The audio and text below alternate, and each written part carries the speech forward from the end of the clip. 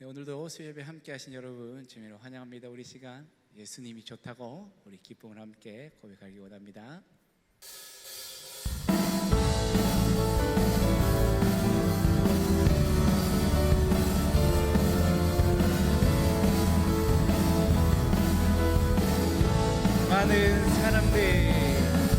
많은 사람들 참된 진리를 모른 채 주님 곁을 떠나갔지만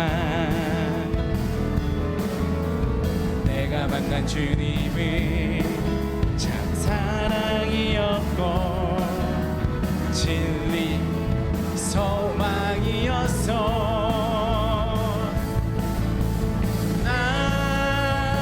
예수가 좋다오.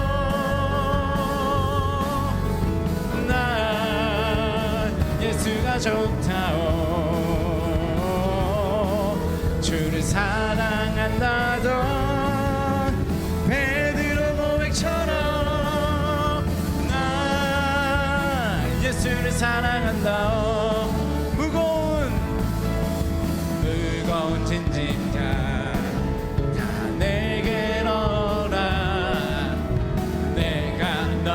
쉬게 하리라. 이 길만이 생명의 길 참 복된 길이라 항상 내게 들려주셨어. 아멘. 난 예수가 좋다오. 난 예수가 좋다오. 사랑한다던 베드로 고백처럼 난 예수를 3절로 할까요? 형제자매여 참된 행복을 찾고 우리 예수님을 만나보세요. 여러분 믿으십니까? 그분으로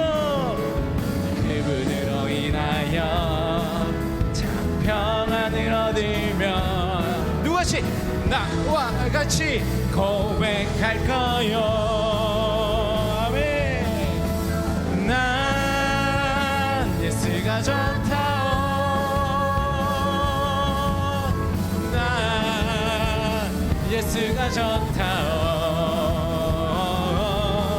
주를 사랑한다던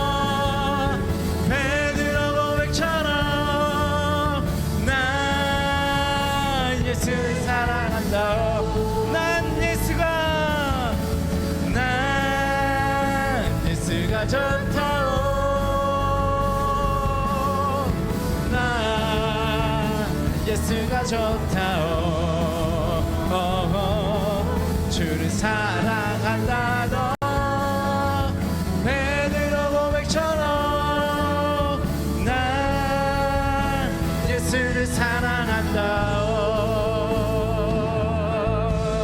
할렐루야. 주님, 우리 주님을 사랑합니다. 아멘. 아멘.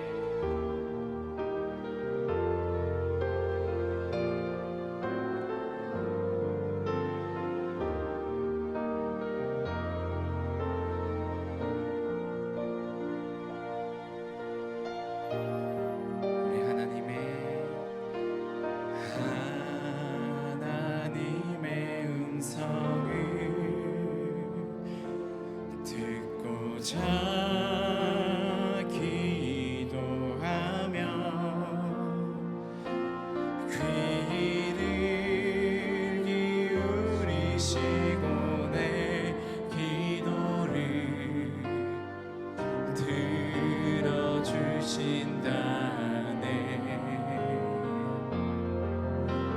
깊은 웅덩이와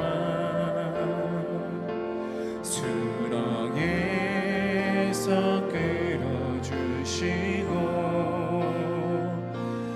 나의 발을 반석 위에 세우시사 나를 튼튼히 하셨네.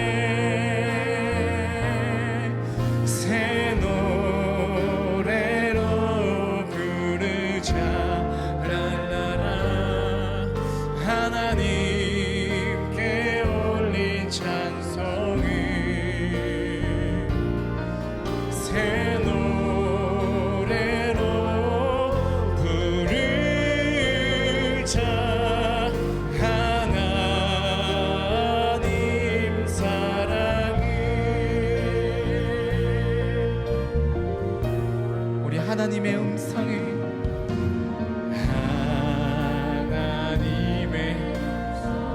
듣고자 귀 나의 기도에 귀를 기울이시고 내 기도를 들어주신다네.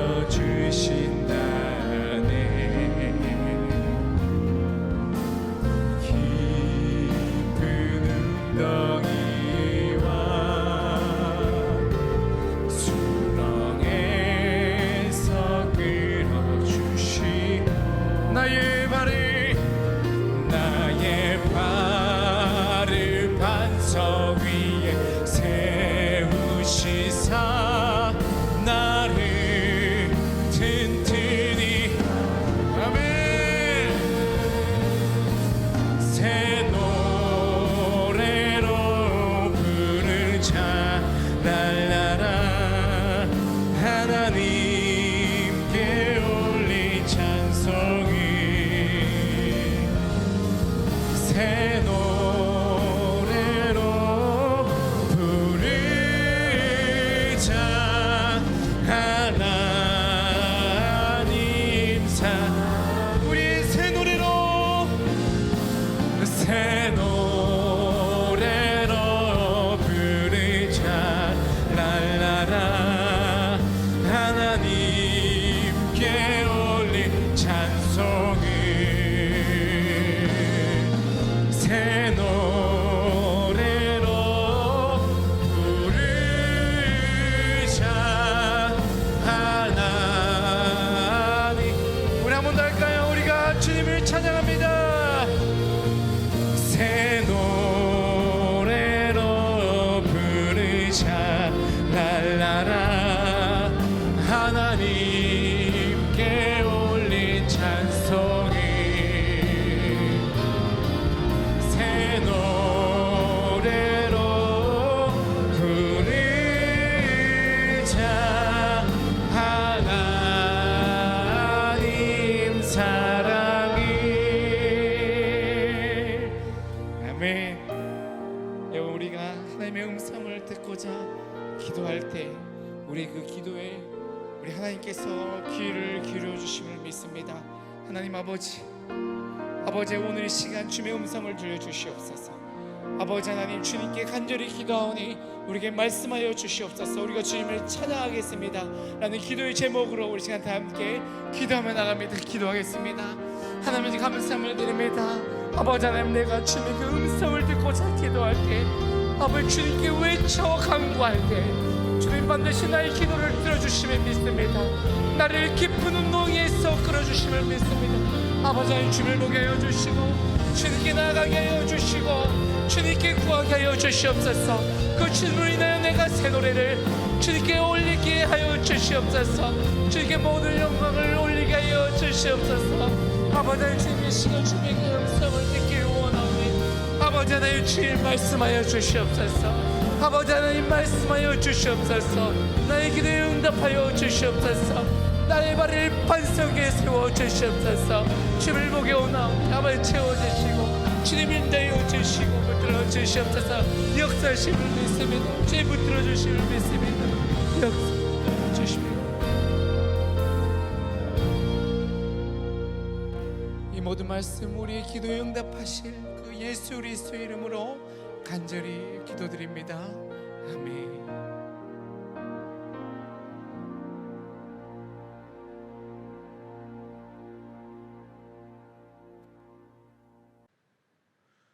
오늘도 변함없이 하나님을 예배하는 이 자리를 사모하면서 함께 하신 여러분들을 주님의 이름으로 환영하고 축복합니다.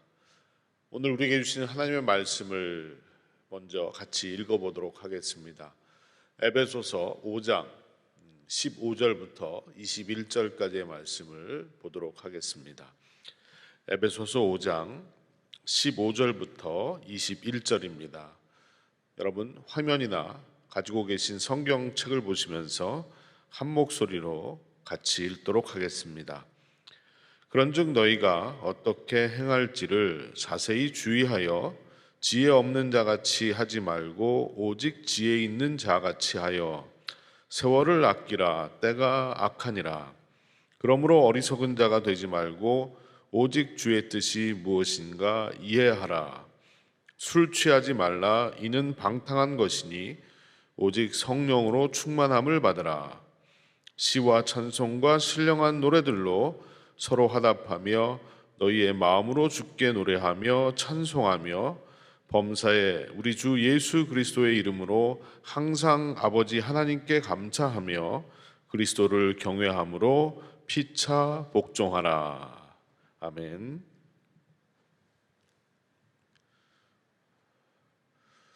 지난 시간 에베소서의 말씀은 크게 두 부분으로 나누어 볼 수 있고 1장부터 3장까지는 교리를 다루고 있다면 4장부터 6장까지는 생활을 다루고 있다라고 말씀을 드렸습니다. 그리고 4장에서 6장까지 전체 말씀에서 키워드를 하나 뽑으라면 행하라라는 말씀이라고 이야기했습니다. 행하라. 그래서 바울은 빛의 자녀처럼 행하라. 다시 말하면 하나님의 자녀처럼 행하라고 강조를 했던 것입니다. 그리고 오늘 우리가 읽은 본문 말씀에서도 변함없이 행함에 대해서 강조하고 있습니다. 15절 말씀에 바울이 뭐라고 얘기했습니까? 15절 말씀을 보면 그런즉 너희가 어떻게 행할지를 자세히 주의하라라고 합니다. 어떻게 행할지를 자세히 주의하라. 이 말은 지금 너희들이 어떻게 살고 있는지를 주의 깊게 살펴보라 라는 말과도 같습니다. 지금 너희들의 모습, 너희들의 삶의 모습을 주의 깊게 살펴보라는 말이죠. 그러면서 바울은 두 단어를 대조하고 구분하면서 어떻게 살아야 할지에 대한 좀 더 자세한 이야기를 꺼내놓고 있습니다. 15절을 보시면 지혜 없는 자와 지혜 있는 자를 대조하고 있고요. 또 18절에 보시면 술 취하는 것과 성령 충만을 대조하고 있습니다. 그렇다면 먼저 지혜가 없는 자와 지혜가 있는 자는 어떻게 다른지를 한번 살펴보도록 하겠습니다. 15절 말씀 다시 한번 읽어보겠습니다. 그런즉 너희가 어떻게 행할지를 자세히 주의하여 지혜 없는 자같이 하지 말고 오직 지혜 있는 자같이 하여 라고 되어 있습니다. 지혜가 없다는 말은 어리석다는 말이고요. 지혜가 있다는 말은 지혜롭다는 말입니다. 그럼 뭐가 지혜가 있는 것이고 뭐가 지혜가 없는 것일까요? 성경에서 우리에게 말해주는 그 기준은 매우 명확합니다. 한마디로 내 뜻대로 사느냐 하나님의 뜻을 생각하면서 사느냐의 차이라는 겁니다. 지혜가 있는 사람은요, 매일매일 어떤 일에 대해서 생각하고 결정하고 행동하는 데 있어서 늘 하나님의 뜻을 찾으려 하고 하나님의 뜻을 찾아서 행하기 위해 고민하고 애쓰는 사람이라는 겁니다. 그런 사람이 지혜로운 사람인 거죠. 반대로 지혜가 없는 사람, 어리석은 사람은 하나님의 뜻에 대해서는 전혀 관심이 없습니다. 그리고 자신의 기분이나 자신의 감정이나 자신의 생각에 전적으로 의지해서 하루하루를 살아가는 사람들입니다. 바로 이 사람들이 지혜가 없는 사람, 어리석은 자다라고 성경은 말하고 있습니다. 17절에 보시면 바울은 또 이런 말을 합니다. 그러므로 어리석은 자가 되지 말고 오직 주의 뜻이 무엇인가 이해하라 라고 말합니다. 어리석은 자가 되지 않고 지혜로운 자가 되려면 주의 뜻, 하나님의 뜻이 무엇인지를 깨달아야 한다는 겁니다. 이해해야 한다는 거죠. 마태복음 7장에 보시면 예수님께서 이런 비유를 하나 하시죠. 마태복음 7장 24절에는요. 그러므로 누구든지 나의 이 말을 듣고 행하는 자는 그 집을 반석 위에 지은 지혜로운 사람 같으리니 라고 하십니다. 나의 이 말을 듣고 행하는 자는 그 집을 반석 위에 지은 지혜로운 사람 같으리니 라고 말씀하셨어요.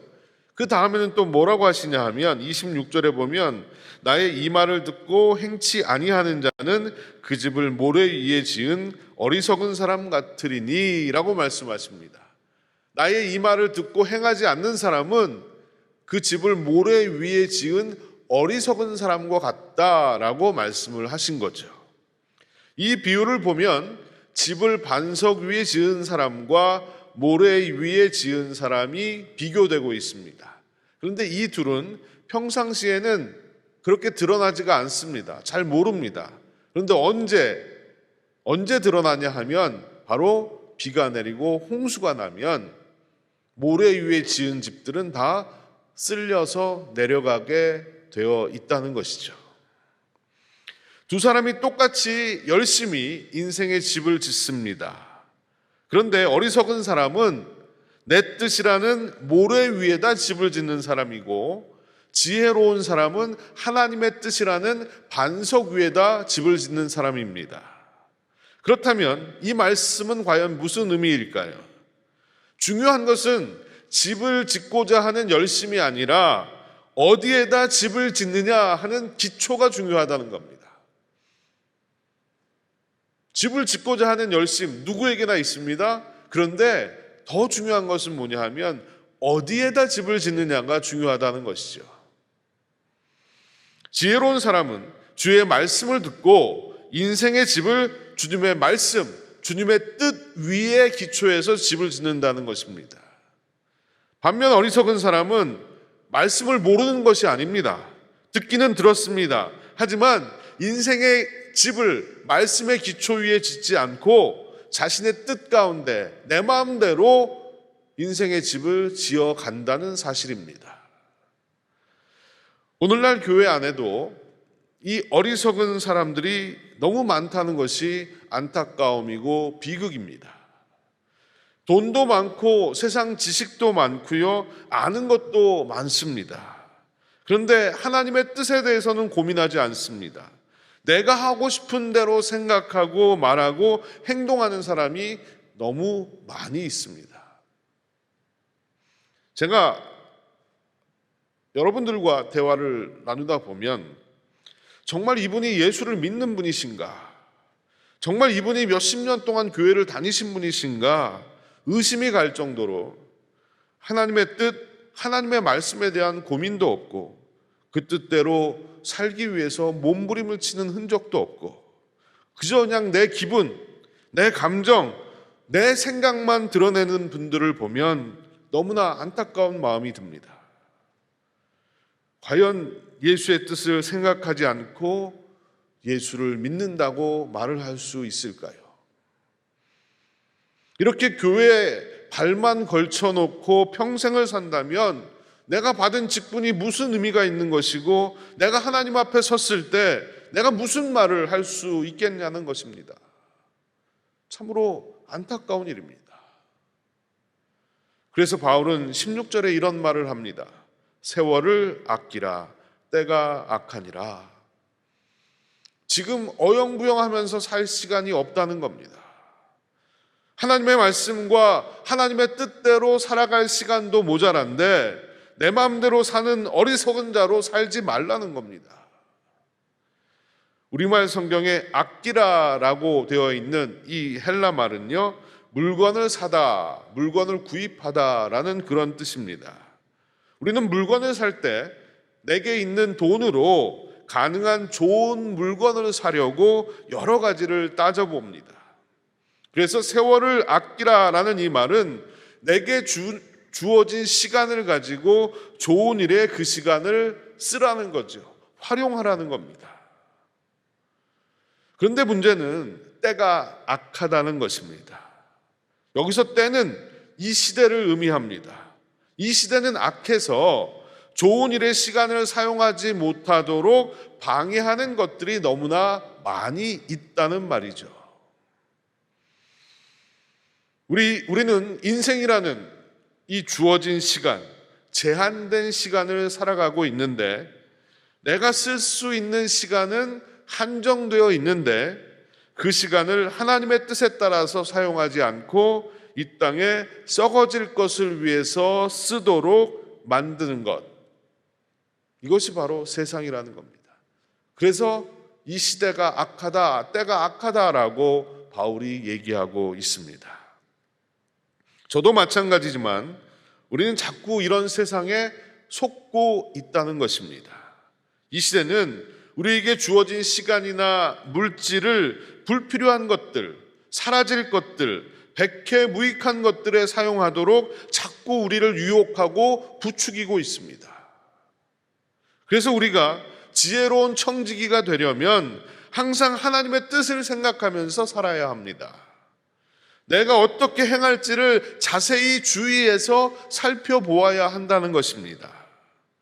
저와 여러분 모두가 어리석은 자가 아니라 지혜로운 자로 살아야 합니다. 내 생각과 내 감정에 따라서 사는 사람이 아니라 하나님의 말씀과 하나님의 뜻을 따라서 사는 사람, 그 사람이 바로 지혜로운 사람입니다. 내가 말하기 전에 먼저 하나님의 뜻을 생각하십시오. 내가 행동하기 전에 먼저 하나님의 뜻을 생각해 보십시오. 어떻게 말하고 어떻게 행동하는 것이 하나님의 뜻인지를 분별할 수 있는 사람이 지혜로운 사람인 것입니다. 바울은 이어서 술 취함과 성령 취함에 대해서 비교하고 있습니다. 18절 말씀을 한번 보겠습니다. 술 취하지 말라. 이는 방탕한 것이니 오직 성령으로 충만함을 받으라. 이 말씀 짧은 말씀이지만 아주 중요한 진리를 담고 있습니다. 이 본문은 헬라어 원문으로 보면 현재 명령형으로 기록되어 있습니다. 술 취하지 말라, 성령으로 충만함을 받으라. 이 두 동사가 다 현재 명령형 동사인 것입니다.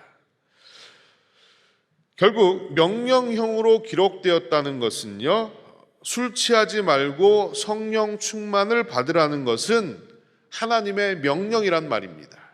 여러분, 명령은 해도 되고 안 해도 되는 것이 아니라 꼭 해야 되는 것이 명령인 겁니다. 술 취하지 말고 성령 충만을 받으라.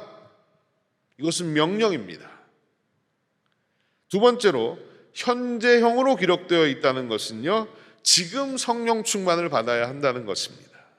과거의 어느 시점에 내가 성령 충만함을 받았다, 그것은 현재로서는 아무 의미가 없는 겁니다. 지금 이 순간 내가 성령 충만함으로 살아가야 한다는 것을 말해줍니다. 그렇다면 성령 충만함이란 무엇을 의미하는 것일까요? 바울은 술 취함에 대해서 먼저 이야기를 꺼냈는데요, 술 취함은 성령 충만과 비슷한 현상을 보이지만 결과는 전혀 다르게 나타나는 하나의 샘플로 술 취함을 바울이 가져온 겁니다. 술에 취하면 자제력이 사라집니다. 또 이해력과 분별력을 상실하게 됩니다. 그래서 본능적으로 행동을 하게 되고 무절제한 행동으로 죄를 짓게 되는 것입니다. 그래서 술에 취하는 일은 성도가 해서는 안 되는 일이라는 겁니다. 그런데 바울이 말한 이 술은 사실상 여러 가지를 내포하고 있는 단어입니다. 어떤 사람에게는 이 술이 돈일 수 있습니다. 또 어떤 사람에게는 권력일 수 있고요, 어떤 사람에게는 쾌락일 수도 있습니다. 이런 것들의 지배를 받게 되는 것이 바로 취하는 겁니다. 이런 것들에 취해서 살면 비참한 인생을 살게 되기에 바울은 취하지 말라라고 말하고 있는 것입니다. 우리는 무언가에 취해서 살고 있습니다. 너나 할 것 없이 취해서 살고 있는 무언가가 있다는 거예요. 종류가 다를 뿐이지 어떤 사람은 술에 취해 살고, 어떤 사람은 쾌락에 취해서 살고, 어떤 사람은 돈에 취해서 살고, 어떤 사람은 사람에 취해서 살고, 각기 다른 모습으로 무언가에 취해서 살고 있는데 그런 것들에 취하지 말고 바울은 성령에 취해서 살아라 라고 말씀하고 있는 겁니다. 그것이 바로 성령 충만을 받으라 라는 말의 의미인 것입니다. 성령 충만이란 말은 다른 말로 하면 성령의 지배를 받는 것을 의미합니다. 성령에 의해서 내 혀가 길들여지고 성령에 의해서 내 눈이 길들여지고 내 생각이 길들여지는 것이 바로 성령 충만입니다. 한때 한국교회는 이 성령 충만을 가지고 아주 신비스러운 현상들을 의미하는 단어로 가르치고 또 생각했던 적이 있습니다. 막 방언을 말하고 예언을 말하고 병자가 막 치유되고 그 자리에서 벌쩍벌쩍 뛰면서 이상한 모습으로 하나님을 경배하는 것, 그런 모습을 두고 성령 충만을 받았다라고 이야기했던 적이 있습니다. 그런데요, 여러분, 그런 모습들은 성령 충만의 아주 작은 일부일 뿐입니다. 성령 충만의 전부도 아니고 성령 충만의 본질도 아닙니다. 성령 충만의 본질은 뭐냐 하면 내가 예수 그리스도를 닮아가는 겁니다. 내 입의 말이, 내 머릿속의 생각들이, 내 손과 발이 예수님의 손과 발처럼 쓰여지는 것을 의미하는 겁니다. 그러기 위해서는 우리가 더 많이 무릎을 꿇어야 하는 것이고, 더 많이 하나님의 말씀을 묵상해야 하는 것이고, 더 많이 내 자신의 모습을 바라보고 통찰해야 하는 것입니다. 이 성령 충만은 내 자신이 만들어낼 수 있는 것이 아니라 성령을 통해서 성령이 내 안에 거하시게 됨으로 인해 이루어질 수 있는 것입니다. 그래서 바울은 성령 충만을 받게 되면 나타나는 성도의 모습을 크게 세 가지로 우리에게 알려주고 있습니다. 그 세 가지가 뭐냐? 첫째는 찬송이고, 둘째는 감사고, 셋째는 복종입니다. 먼저 19절을 보시면 시와 찬송과 신령한 노래들로 서로 화답하며 너희의 마음으로 주께 노래하며 찬송하며. 자, 이 말씀을 한마디로 말하면 하나님을 찬송하는 삶을 이야기합니다. 성령 충만하게 되면 하나님을 찬송하는 삶을 살게 된다. 여기서 말하는 시는 구약의 시편을 말하는 것이고요, 찬송은 구원의 하나님을 노래하는 것이고, 또 신령한 노래라는 것은 성령에 의해서 감동을 받은 찬양을 의미하는 말입니다. 여러분, 나의 입술에서 지금 찬송이 흘러나오고 있습니까? 한 입으로는 찬송을 하고 한 입으로는 저주를 하고 있지는 않으십니까? 만약 그렇다면 그 찬송은 온전한 찬송이 될 수가 없습니다. 신령한 노래가 될 수가 없다는 거죠.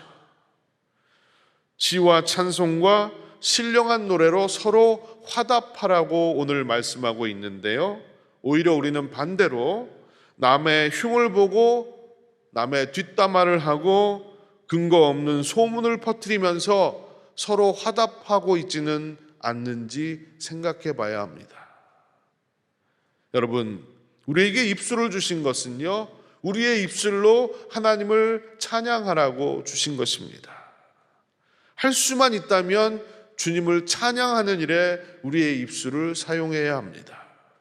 만약 그렇지 않다면 지금 나는 전혀 성령 충만하지 않은 것입니다. 여러분, 날마다 내 입술에서 더 많은 찬송이 흘러나오게 되고 하나님의 은혜를 회복하는 그런 하루하루가 되시기를 바랍니다. 두 번째로 바울은 감사에 대해서 말하고 있습니다. 20절 말씀을 보겠습니다. 범사에 우리 주 예수 그리스도의 이름으로 항상 아버지 하나님께 감사하며. 여기에 보니까 바울이 범사에 감사하라고 말씀하고 있습니다. 그렇다면 모든 일에 우리가 감사하면서 살 수가 있다는 말입니다. 하지만 우리의 감사는 늘 제한적이죠. 감사한 일이 생겼을 때 비로소 감사를 표현하더라는 겁니다. 이렇게 감사를 한다면 감사할 일이 그렇게 많지도 않을 것이고 또 우리의 감사도 많지 않을 것입니다. 그런데 범사에 항상 감사를 할 수 있는 방법이 있는데 바울은 그 근거가 바로 예수 그리스도이시다라고 말하고 있습니다. 죄인된 나를 구원하신 예수 그리스도의 십자가를 생각하면 우리는 항상 범사에 감사할 수 있다는 것이죠. 실례로 바울은 자신이 지금 감옥 안에 갇혀 있지만 하나님 앞에 감사한다, 기뻐한다는 얘기를 지속적으로 전해주고 있습니다. 그냥 바울이 마음에도 없는 말을 하는 것이 아닙니다. 진심으로 자신의 처한 상황과 상관없이 예수 그리스도를 생각했기에 하나님 앞에 감사할 수 있었습니다. 일본의 신학자인 우찌무라 간조라는 사람이 있습니다. 그 사람이 예수를 생각하고라는 시를 썼는데요. 이 시를 볼 때마다 저는 큰 울림이 있습니다. 정말로 예수님을 생각하고 사는 사람은 어떤 삶을 사는지를 우리에게 보여주고 또 저에게 도전하고 있기 때문입니다. 짤막한 시지만 제가 한번 여러분께 소개해 보도록 하겠습니다. 예수를 생각하고 나는 나의 가난함도 슬프지 않고 남의 부유함도 부럽지 않으니 예수를 생각하고 나는 오직 감사한 마음이 넘칠 따름이라. 예수를 생각하고 나는 몸의 환난도 괴롭지 않고 그 행복도 사모하지 않나니 예수를 생각하고 나는 오직 평강과 만족만 있을 따름이라. 예수를 생각하고 나는 일의 실패에 실망하지 않고 그 성공에 기뻐하지 않나니 예수를 생각하고 나는 영원한 승리자이기 때문이라. 그렇습니다, 여러분.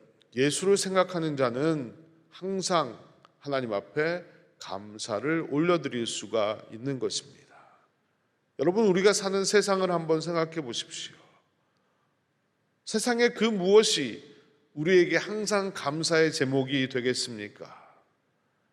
그렇지 않더라는 거예요. 여러분, 새로 산 자동차가, 새로 산 집이 평생 여러분들의 감사의 제목이 될 수 있을까요? 시간이 지나면 별게 아닌 게 돼버리고 맙니다. 처음에는 기뻐하고 처음에는 감사하다가도 시간이 지나면 시들시들해지더라는 거예요. 여러분, 우리의 자녀들이 우리의 감사의 제목이 될 수 있을까요? 물론 될 수 있습니다. 하지만 때로는 자녀로 인해서 마음 아파하고 힘들어하고 괴로워하는 때도 많이 있더라는 거죠. 배우자도 마찬가지고 또 다른 사람들도 마찬가지입니다. 평생 변함없이 꾸준히 나에게 감사의 제목이 되어주지 못하는 거예요. 그런데요, 우리 주 예수 그리스도, 그분은 이 땅을 사는 동안 나에게 평생 항상 변치 않고 감사의 제목이 되신다는 겁니다. 그러기에 우리가 예수를 생각하면 항상 감사하면서 살아갈 수가 있는 겁니다. 예수는 나를 위해 죽으셨고 지금까지 나의 보호자가 되어주셨고 앞으로도 나의 인생의 인도자가 되어주실 것입니다. 주님을 생각할 때 우리는 감사할 수 없는 상황에서도 감사할 수가 있는 것입니다. 그분이 나의 모든 것이 되시기 때문입니다. 감사하며 사는 그런 저와 여러분이 되었으면 좋겠습니다. 항상 평생 감사로 물들여지는 저와 여러분의 삶이 되기를 간절히 축원드립니다. 세 번째로 바울은 복종에 대해서 이야기합니다. 21절을 볼까요? 아주 짧은 말씀인데요. 그리스도를 경외함으로 피차 복종하라. 여기 복종이란 말의 원어의 의미는요, 아래에 정렬시킨다라는 그런 뜻을 가지고 있습니다. 상호 관계 속에서 스스로 상대방의 권위를 인정해주고 자발적으로 존중해주는 모습이 바로 바울이 말한 복종인 겁니다. 그런데 중요한 것은 뭐냐 하면 일방적인 복종이 아니라 상호 간의 복종이라는 거죠. 복종을 하는데 피차 서로 복종하라고 바울은 말하고 있습니다. 계급이나 서열에 따라서 낮은 사람이 높은 사람에게 복종하라는 말이 아닙니다. 그래서 바울이 말한 이 복종은 상호 복종이고요. 이 원리는요, 상호 복종의 원리는 평등보다도 더 중요한 개념입니다. 우리가 평등을 강조하다 보면 서로 자신의 권리를 내세우고 싸우기가 쉽습니다. 반면에 이 상호 복종이라는 것은요, 기꺼이 자신을 포기하고 자신의 권리를 포기하고 다른 사람을 섬기는 것이기 때문에 평등을 뛰어넘는 겁니다. 바로 이것이 상호 복종의 원리라는 겁니다. 여러분들께서 나이로 보나 인생의 경험으로 보나 너무나 많이 부족한 저를 목사로 대접해 주시고 섬겨 주시는 것, 이것이 바로 사도 바울이 말한 복종인 겁니다. 그리고 제가 목사로서 성도님들을 한 분 한 분 섬기고 헌신하는 것, 이것 또한 상호 복종인 겁니다. 이러한 복종을 가능케 하는 것이 무엇이냐? 이것 역시 예수 그리스도이시라는 거죠. 그래서 바울은 그리스도를 경외함으로 피차 복종하라고 말하고 있습니다. 그리스도를 경외함으로 피차 복종하라.